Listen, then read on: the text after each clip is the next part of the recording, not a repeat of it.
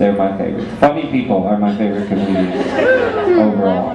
If they're not funny, I think they're crap as a comedian.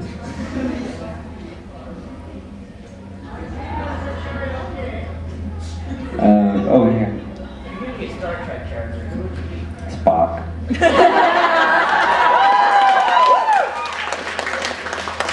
See, I have to tell you why now. I don't have to tell you why, but I've got the microphone.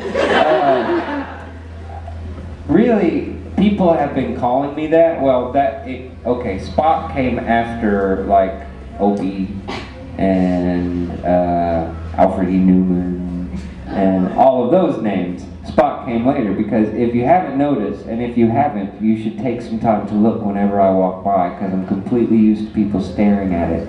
I have this point right at the top on the back of my right ear. It's like right at the top. It's perfect. And people often used to call me Spock, so I just grew up identifying with Spock. And then he was, you know, all logical and stuff, which, in case you can't tell by now, logic incarnate. I'm so well put together and rational that it's almost scary. Do you believe in aliens? Do I believe in aliens? Hell no. Well, okay. I'll tell you why that's a difficult one. Do I personally believe in like what we all think of as aliens? No. I think that's the product of an overactive imagination. I could say that for a lot of things. But I will not discount the possibility that out of the billions of galaxies that are out there, chances are there's something else out there living somewhere. We just can't see it, can't get to it, have no way of reaching it. But statistically, there is something alive somewhere else in the universe. So, but little green men with big eyes that steal your cows and probe you, no. By the doors. Hi. I'm a huge fan of your girl Jen. You're not that big. You're normal size. But was she fun to play the voice actor? Absolutely. Fun because they tried to incorporate, of course, the Irish accent, the faux Irish accent. Yeah, it was fun, and he got to talk really fast because he just blah blah blah blah blah, and yeah, it was great. It was wonderful. I'm happy to have had the opportunity because that's one of those silent ones that, you know, again, didn't play a big part in the show, but he's a lot of people's favorite character. And again, I don't think that necessarily had anything to do with me, but it's nice to get the opportunity to play a character that people like. So.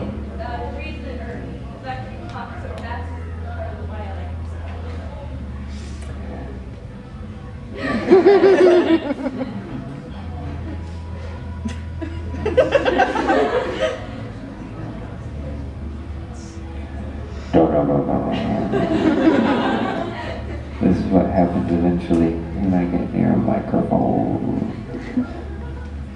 Way back there! What did you think about working out at Bacano?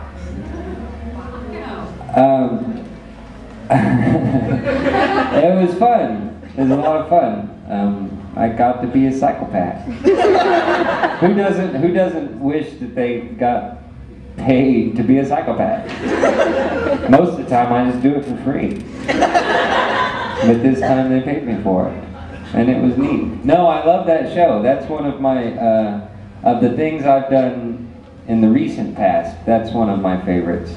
Because I got to work on it in blocks of like 4 to 6 hours at a time. So, I don't know, whenever you get to do that, to me it's more fun. You actually get into it a lot more. And that was a whack job, so yay, crazy people. Yes. When you fist bump, you fireworks. I know. I don't do either, you see. I neither fist bump nor do I firework. because everybody else does it, and that makes it lame. To me. I know I just offended like 75% of the people in here. We fist bump all the time. That's because you're lame. Stop doing it. Figure out something that's your own and do that. Because everybody fist bumps.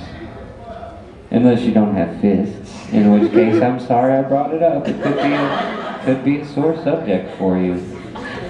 I hope nobody without fists was in here, because your laughter, I'm sure, did not help them feel better about their particular situation. But you know, on the other hand, okay, that wasn't right. I'm a dork. Yes. Favorite superhero? I'm gonna have to say Daredevil on that one. I know, not a popular one, but I like Daredevil. He was cool. I liked him. After him would probably be Deadpool. I guess I should have said Deadpool first. From now on, Deadpool's my favorite superhero. When I'm in Nebraska. When I'm not, it's Daredevil.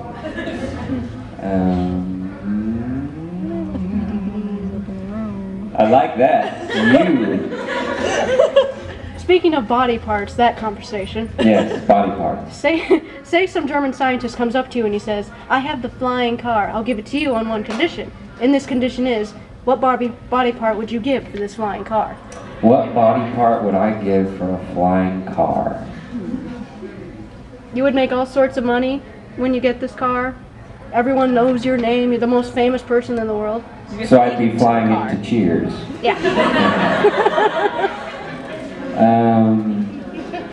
What body?